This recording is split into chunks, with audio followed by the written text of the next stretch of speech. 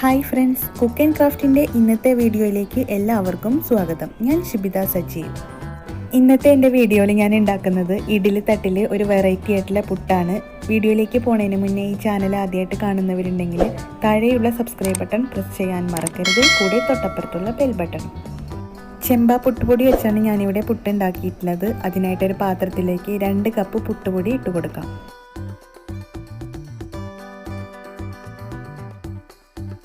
ഇനി പൊടിയിലേക്ക് നമുക്ക് 1 കപ്പ് തേങ്ങ ഇട്ട് കൊടുക്കാം. അതിനുശേഷം 1 ടീസ്പൂൺ നെയ്യും കൂടെ ചേർത്ത് കൊടുക്കാം.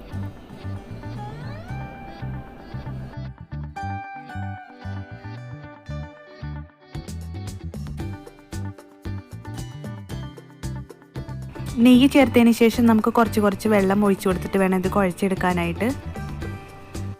ഉപ്പ് വെള്ളത്തിലാണ് ഞാനിവിടെ കുഴച്ചെടുക്കുന്നത്. നമുക്ക് വേണമെങ്കിൽ പൊടിയിൽ തന്നെ ഉപ്പ് ചേർത്ത് കൊടുക്കാവുന്നതാണ്.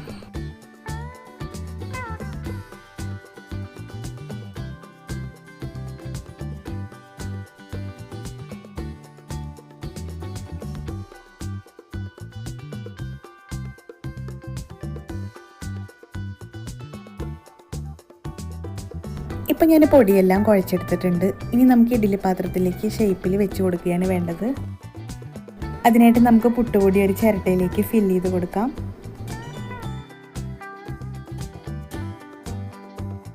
പുട്ടുപൊടി ചിരട്ടയിലേക്ക് ഇട്ട് കൊടുത്തതിന് ശേഷം ജസ്റ്റ് ഇതുപോലെ ഒന്ന് പ്രസ് ചെയ്ത് കൊടുക്കണം. എന്നാലുള്ളൂ നമുക്കത് കറക്റ്റ് ഷേപ്പിലായിട്ട് കിട്ടുള്ളൂ.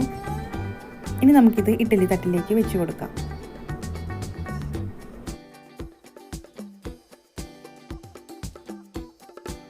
ഇതുപോലെ ഇനി ബാക്കിയുള്ള പൊടിയും ചിരട്ടയിൽ ഫില്ല് ചെയ്തതിന് ശേഷം നമുക്ക് ഇഡ്ഡലി തട്ടിലേക്ക് ഷേപ്പിൽ വെച്ച് കൊടുക്കാം.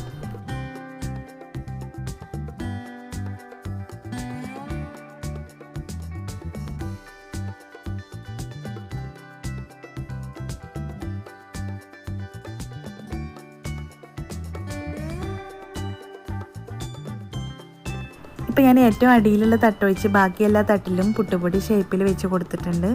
ഇനി നമുക്കിത് ഇഡ്ഡലി പാത്രത്തിൽ കുക്ക് ചെയ്തെടുക്കാം. ഇത് കുക്ക് ചെയ്തെടുക്കാനായിട്ട് ഞാൻ ഇഡ്ഡലി പാത്രത്തിൽ വെച്ച് കൊടുത്തിട്ടുണ്ട്. ഇനി ഇത് നമുക്ക് അടച്ചു വെക്കാം. ആവി വന്നതിന് ശേഷം നമുക്കിതൊന്ന് തുറന്ന് നോക്കാം. ഇപ്പോൾ ഇവിടെ പുട്ടൊക്കെ നല്ലപോലെ വെന്തിട്ടുണ്ട്. ഇനി ഇത് നമുക്കൊരു പ്ലേറ്റിലേക്ക് മാറ്റാം.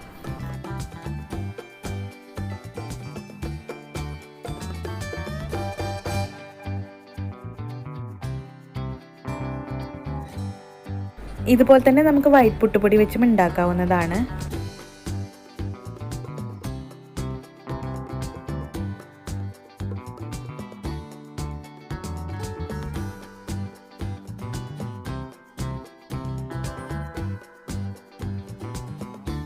ഇപ്പോൾ ഇവിടെ വെറൈറ്റി ആയിട്ടുള്ള പുട്ട് റെഡി ആയിട്ടുണ്ട്. എന്തായാലും ഇതൊന്ന് വീട്ടിലുണ്ടാക്കി നോക്കിയിട്ട് അഭിപ്രായം അറിയിക്കാൻ മറക്കരുത്. ഒപ്പം ഷെയർ ചെയ്യാനും മറക്കരുത്. അടുത്ത നല്ലൊരു റെസിപ്പി ആയിട്ട് വരുന്നവരേക്കിനും ഇന്ന് വിട പറഞ്ഞു പോകുന്നത് ഷിബിത സജീവ്. Thank you.